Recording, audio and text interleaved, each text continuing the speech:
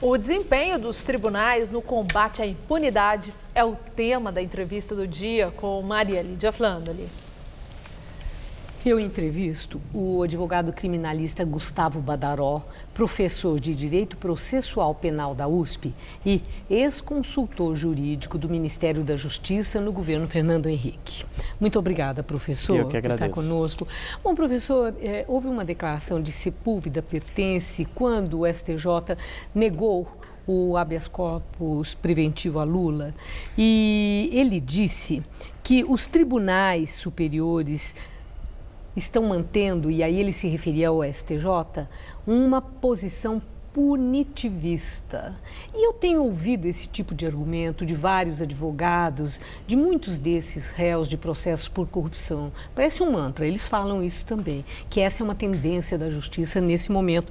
E eu quero ouvir do senhor se isso faz parte do direito de espernear ou se de fato juízes, ministros de tribunais superiores estão dando uma resposta à pressão social que está cobrando tanto, né, o combate à corrupção e, por isso mesmo, muito mais rigorosos. Me parece que sim, há essa posição dos tribunais se voltando para uma linha mais punitivista. Mas isso não começou agora. Poderíamos identificar desde o julgamento do mensalão, quando o Supremo Tribunal Federal muda o seu conceito sobre crime de corrupção e passa a exigir ou passa a não mais exigir que seja necessário provar qual o ato de ofício, por qual atividade o funcionário público recebeu a vantagem. Mais recentemente, nós tivemos uma mudança de posição também, no sentido de diminuir o período de aplicação da presunção de inocência, não mais até o trânsito em julgado, mas até o julgamento de uma apelação por um tribunal. E agora, mais recentemente, esta restrição do foro por prerrogativa de função. Então, sem dúvida, estas são medidas que vão numa linha de aumentar ou facilitar a punição. Então, me parece correto esta reclamação por um maior punitivismo. O importante é verificar em que medida esse punitivismo suprime garantias dos acusados e, portanto, gera uma justiça de má qualidade e em que medida se está punindo melhor pessoas que são efetivamente culpados. Esse é sempre um equilíbrio difícil de se atingir. Está havendo uma politização da justiça clara? Eu acho que sim. Isso também já faz algum tempo, né? O poder não aceita vácuo e em muitos temas que mudanças sociais poderiam ser realizadas através do local adequado, que é o parlamento, que deve refletir a vontade da sociedade, uma inação do parlamento tem feito com que os tribunais, ao meu ver, muito mais do que simplesmente interpretando as leis, mas quase que criando leis novas a pretexto de interpretá-las, tem alterado essas posições justamente por esta inação do parlamento. E nisso, o tribunal acaba sendo mais político e sujeitando as suas decisões a esse crivo da sociedade. Bom, agora, professor, uma pergunta de cunho bem pessoal, eu quero a sua opinião. Isso é um bem ou um mal? Uma justiça mais rigorosa, que não dá moleza para a indústria dos recursos, para uma série de expedientes que sempre foram usados e livraram o tal do crime do colarinho branco. E também esse lado da politização, exibindo uma instituição em sintonia com anseios da sociedade e mostrando uma instituição que pulsa, que está muito viva. A pergunta, isso é um bem ou é um mal? Em relação ao Supremo Tribunal Federal, para mim, um Supremo que seja apenas uma caixa de ressonância da vontade da sociedade não é algo...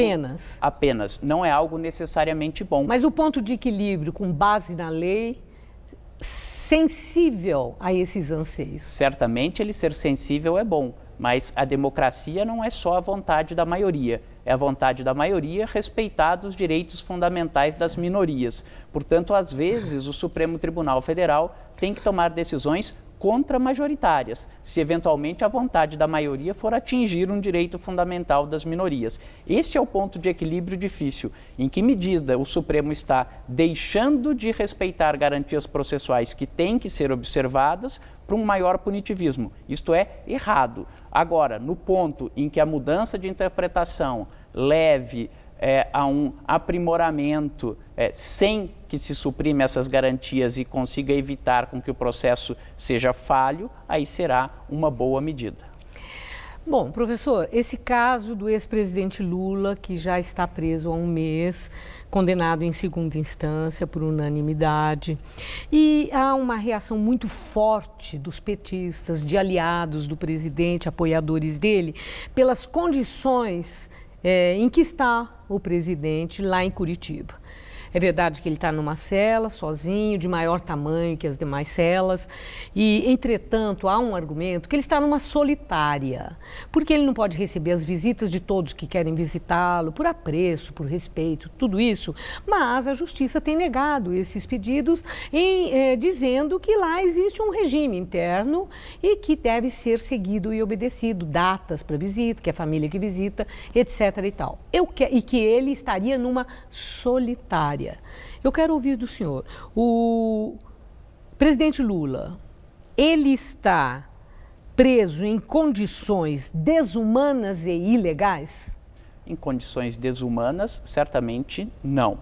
Ao contrário, imagino que ele esteja numa condição, pelo menos comparado com os demais presos, sem dúvida, muito melhor. Ou muito menos pior, se é que nós podemos falar dessa maneira. Considerando o sistema penitenciário. Tanto a Lei de Execução Penal Brasileira, quanto tratados e acordos internacionais do qual o Brasil é parte, por exemplo, asseguram ao preso o direito de visita, não só de parentes, como também de amigos. Mas esse direito tem que se sujeitar a determinados regramentos internos. É claro que se eu tiver um regramento interno que vede de maneira absoluta essa visita, ele estará violando a lei. Regramentos que estabeleçam dias, horários, número de pessoas que poderão visitar, necessidade de um cadastramento prévio, isto estaria dentro de uma normalidade.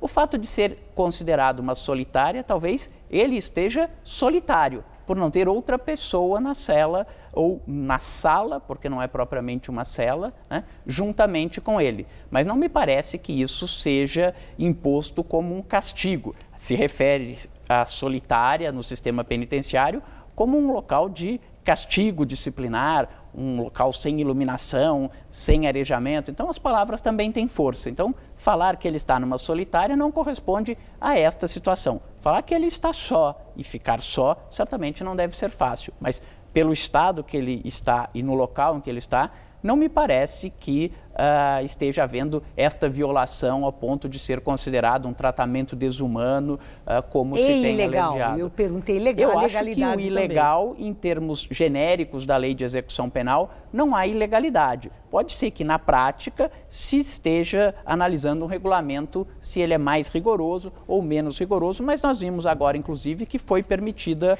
em determinadas condições e horários, visitas de amigo, assistência espiritual. Então, não me parece que se esteja violando direitos que a Lei de Execução Penal assegura ao ex-presidente Lula. Professor, eu tenho tantas perguntas e o tempo terminou. Espero que o senhor volte. Sempre que for convidado, com o maior prazer. Muito obrigada, uma boa noite. Boa noite.